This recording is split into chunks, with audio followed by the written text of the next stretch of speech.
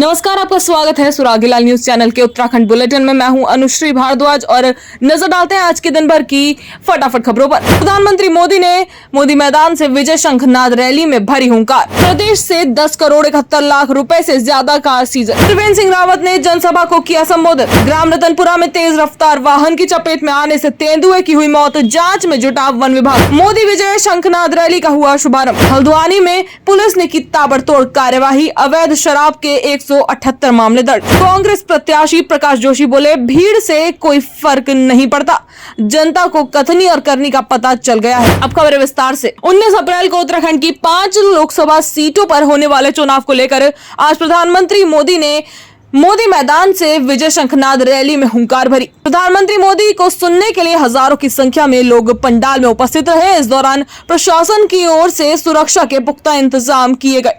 इस दौरान मंच पर प्रधानमंत्री मोदी के साथ प्रदेश प्रभारी दुष्यंत गौतम, प्रदेश अध्यक्ष महेंद्र भट्ट, मुख्यमंत्री पुष्कर सिंह धामी, पूर्व मुख्यमंत्री विजय बहुगुणा, भाजपा प्रत्याशी अजय भट्ट सहित तमाम विधायक और भाजपा के पदाधिकारी मौजूद रहे।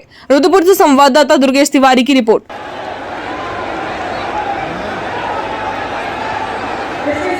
जो उत्तराखंड है, यहाँ के लोग बड़े भावुक हैं और बड़े आत्मसम्मानी हैं। जो स्नेह और प्रेम विकास के रूप में प्रधानमंत्री जी ने दिया, जिस तरह से वो यहाँ आते हैं, जिस तरह से हम लोग से बातें करते हैं, यहाँ वो सारी विकास की बातें कर रहे थे, समस्याओं की बात कर रहे थे, चुनाव की बात। देश के यशस्वी प्रधानमंत्री और विश्व के सबसे लोकप्रिय नेता आज हमारे बीच नैनीताल लोकसभा सीट से उन्होंने लोकसभा का आह्वान किया है जनता के लिए। और उन्होंने जिस तरीके से आज आपने देखा यहाँ पर जल सैलाब आया है, ये स्पष्ट हो गया है कि उत्तराखंड की 5 सीट भारतीय जनता पार्टी स्पष्ट बहुमत के साथ जीतने जा रही है। कांग्रेस का सुपड़ा साफ होने जा रहा है और माननीय मोदी जी को जो रिस्पॉन्ड करा है यहाँ की जनता ने कि इस बार उनको 5 लाख वोटों के ऊपर से जिताना है हर सीट को, मुझे पूर्ण विश्वास है। और मैं देवतुल्य जनता का धन्यवाद भी करता हूँ कि उन्होंने 2 दिन की शॉर्ट नोटिस पे ये प्रोग्राम हमको मिला था और उसके बाद भी यहाँ पे हज़ारों की संख्या में लोग आए। मैदान कम पड़ गया।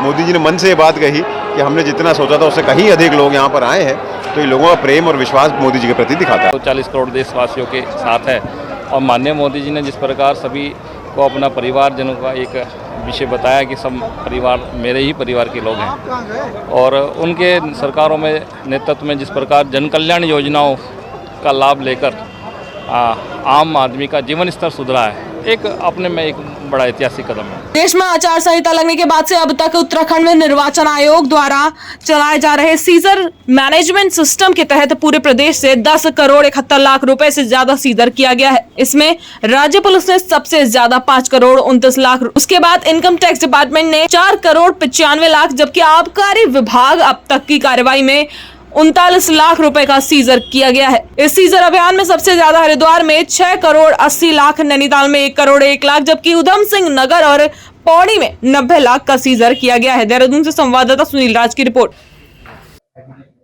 आदर्श आचार संहिता जो प्रभावी हुआ था 16 मार्च से प्रभावी हुआ था और 16 मार्च से प्रभावी होने के उपरांत जो पिछले 16 दिवस पूर्ण हुए हैं, इस अवधि में निर्वाचन आयोग के द्वारा इलेक्शन सीजर मैनेजमेंट सिस्टम को लागू किया गया था।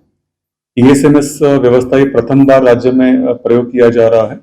इसके माध्यम से जनपद में जितने भी विभिन्न एनफोर्समेंट एजेंसीज हैं, इसमें पुलिस विभाग है, इनकम टैक्स है, एक्साइज विभाग, कस्टम्स और अन्य सभी विभाग इसके ऊपर इस पोर्टल के माध्यम से रिपोर्टिंग का कार्रवाई करेंगे।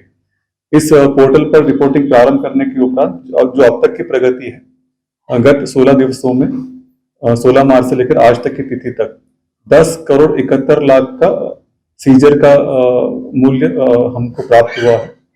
सभी सीजर्स की जो वैल्यू है वो 10 करोड़ 71 लाख है। इसमें जो प्रमुख अच्छा कार्य जिस एजेंसी ने किया है, राज्य पुलिस के द्वारा अच्छा कार्य किया गया है। उनके द्वारा 5 करोड़ 29 लाख का सीजर करने की कार्रवाई की गई है। हरिद्वार लोकसभा सीट की संसदीय विधानसभा क्षेत्र धर्मपुर में हरिद्वार से भाजपा प्रत्याशी त्रिवेंद्र सिंह रावत ने एक जनसभा को संबोधित किया। उन्होंने कहा कि आज हरिद्वार के ही नहीं पूरे देश के लोग नरेंद्र मोदी को एक बार फिर से प्रधानमंत्री देखना चाहते हैं। साथ ही त्रिवेंद्र सिंह रावत ने कहा कि धर्मपुर में कई विकास कार्य किए गए हैं, यही वजह है कि भाजपा की तरफ लोगों का झुकाव है। देहरादून से संवाददाता सुनील राज की रिपोर्ट। चुनाव चल रहा है लेकिन वही बीमारी। हरिद्वार लोकसभा बहुत बढ़िया उत्साह है, लोगों में बहुत जोरदार उत्साह है। चारों तरफ आप देख रहे हैं कि उत्साह से सराबोर है यहाँ की जनता और माननीय नरेंद्र भाई मोदी को एक बार फिर प्रधानमंत्री के रूप में देखना चाहती है।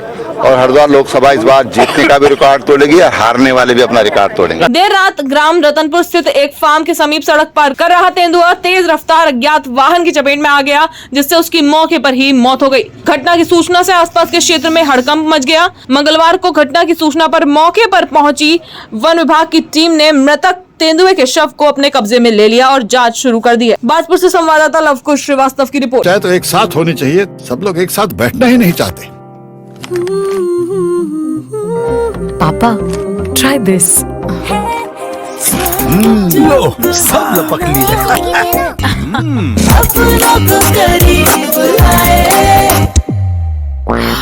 ये क्या हाल कर दिया है रूम का? बस कल से चाय? कल से चाय मेरे रूम में।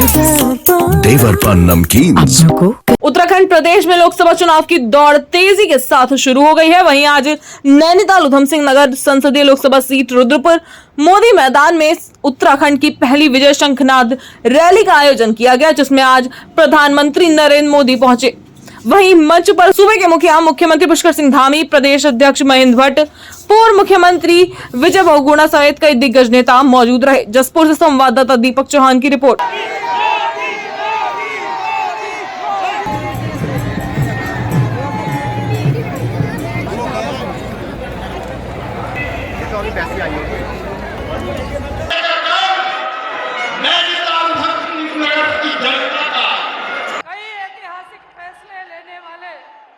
हमारे धाकड़ मुख्यमंत्री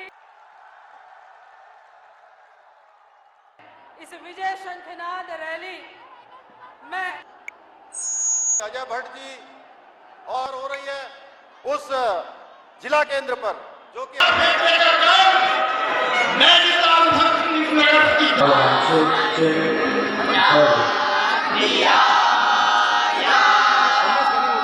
नैनीताल जिले में लोकसभा चुनाव की आदर्श आचार संहिता लगने के बाद से ही पुलिस ने ताबड़तोड़ कार्यवाही शुरू कर दी है।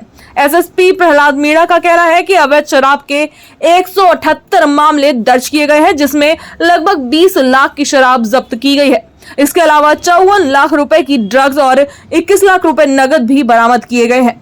साथ ही 101 लोगों पर गुंडा एक्ट के तहत कार्रवाई की गई है और 6000 से अधिक शस्त्र अब तक जमा करवाए गए हैं। हल्द्वानी से संवाददाता दीपक अधिकारी की रिपोर्ट।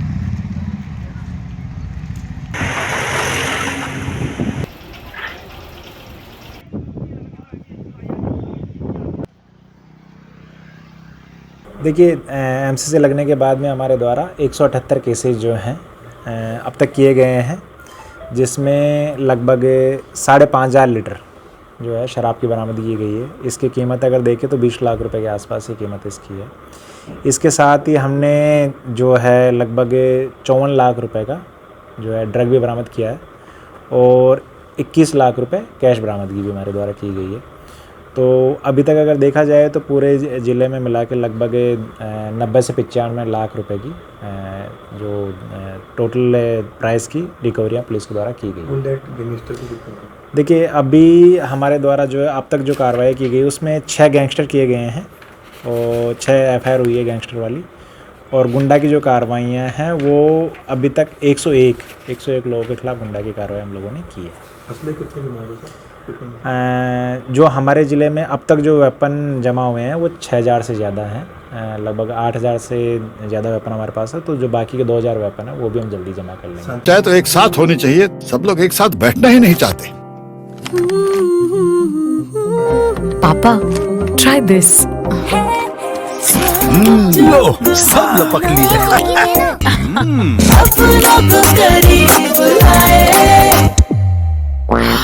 ये क्या हाल कर दिया है रूम का? बस कल से चाय? कल से चाय मेरे रूम में। देवर पान नमकीन। नैनीताल उधम सिंह नगर से कांग्रेस प्रत्याशी प्रकाश जोशी लगातार प्रचार में जुटे हुए हैं। वहीं पीएम मोदी की आज रुद्रपुर में हुई रैली को लेकर उन्होंने कहा, पीएम देश के मुखिया हैं, वे यहाँ आए अच्छा है, पर उनके लच्छेदार भाषण में अब जनता नहीं फंसने वाली और मोदी जी की रैली से कांग्रेस को कोई फर्क नहीं पड़ने वाला है। हल्द्वानी से संवाददाता दीपक अधिकारी की रिपोर्ट। जिंदाबाद जिंदाबाद।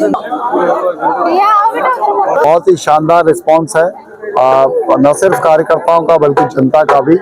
और जैसे जैसे दिन आगे बढ़ रहे हैं हमारा प्रचार और गति पकड़ रहा है। लगभग सभी विधानसभाओं में अभी एक बार का दौरा हो गया है, कार्यकर्ताओं के साथ बैठक होकर अब जनता के बीच हम लोग जा रहे हैं। आज हमारा दौरा कालाडूंगी विधानसभा क्षेत्र का जो ग्रामीण क्षेत्र है, कोटाबाग ब्लॉक और लामा चौड़ का एरिया, चकलवा वगैरह, यहाँ सारा भ्रमण है सुबह से शाम तक में, और धीरे धीरे प्रचार गति पकड़ रहा है। आज बात की जाए तो प्रधानमंत्री जी का आज यहाँ पर कार्यक्रम है रुद्रपुर में, किस तरह से देखते हैं भीड़ जुटाई जा रही है वहाँ पर? देखिए, भीड़ तो हमेशा भारतीय जनता पार्टी कैसे जुटाती है आप लोग हमसे बेहतर जानते हैं।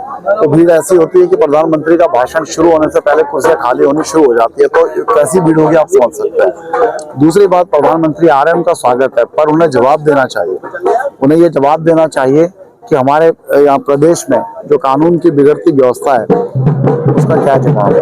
उन्हें जवाब देना चाहिए कि यहाँ भ्रष्टाचार अब एक संगठित रूप ले चुका है। उन्हें जवाब देना चाहिए कि जिस प्रत्याशी के समर्थन में वोट देने आ रहे हैं, पिछले 5 वर्ष उन्हीं प्रत्याशी के नकारापन की वजह से इस क्षेत्र की दुर्दशा हुई है। वो प्रत्याशी अपना सांसद निधि का उपयोग भी नहीं कर पाए। वो प्रत्याशी जिन गाँव को उन्होंने गोद लिया, उन गाँव की तरफ पलट कर नहीं गए। तो ये जवाब भी शायद मोदी जी को देना पड़े। प्रत्याशी दे नहीं पाएंगे, उन्हें देना पड़ेगा। उन्हें देना पड़ेगा कि हमारी बेटी अंकिता भंडारी के साथ जो घटना घटी उसका जिम्मेदार कौन है, उन्हीं की पार्टी का है या कोई बाहर का? कम से कम जवाब तो दें। उन्हें देना पड़ेगा कि जमरानी बांध परियोजना आज तक आगे क्यों नहीं बढ़ी, उसके पैसे बढ़ते जा रहे हैं, उसकी लागत बढ़ती जा रही है। तो ये सब जवाब देने के लिए अगर मोदी जी आ रहे हैं, मुद्दों को लेकर जनता के बीच में जा रहे हैं, मुद्दे तो वही है। स्थानीय सांसद के पहले तो सबसे बड़ा उनकी निष्क्रियता बड़ा मुद्दा है। उसके बाद हमारी जो अपनी योजनाएं हैं, शिक्षा, स्वास्थ्य, रोजगार और विकास के जो काम हैं, उनको लेकर हमारी जो योजना है उसको लेकर हम धरातल पर जाएंगे। सर आप बात करें जो मुद्दों को लेकर आप जनता के बीच जा रहे हैं, तो उनका रिस्पॉन्स मिल रहा है आपको कैसा? बिल्कुल मिल रहा है। हमारे प्रदेश का नौजवान वो जब से अग्निवीर योजना ये सरकार लाई, उसके सपनों को इन्होंने कुचल दिया है। फौज में जाने का एक सपना होता था उनका, खत्म कर दिया इन लोगों ने। वो मुद्दा है, उस मुद्दों को लेकर हम जा रहे हैं। स्वास्थ्य की स्थिति बदहाल हो चुकी है। आप सुशीला तिवारी अस्पताल जाएं तो वहाँ बहुत बुरी स्थिति है, हम उसको ठीक करेंगे, वो एक मुद्दा है।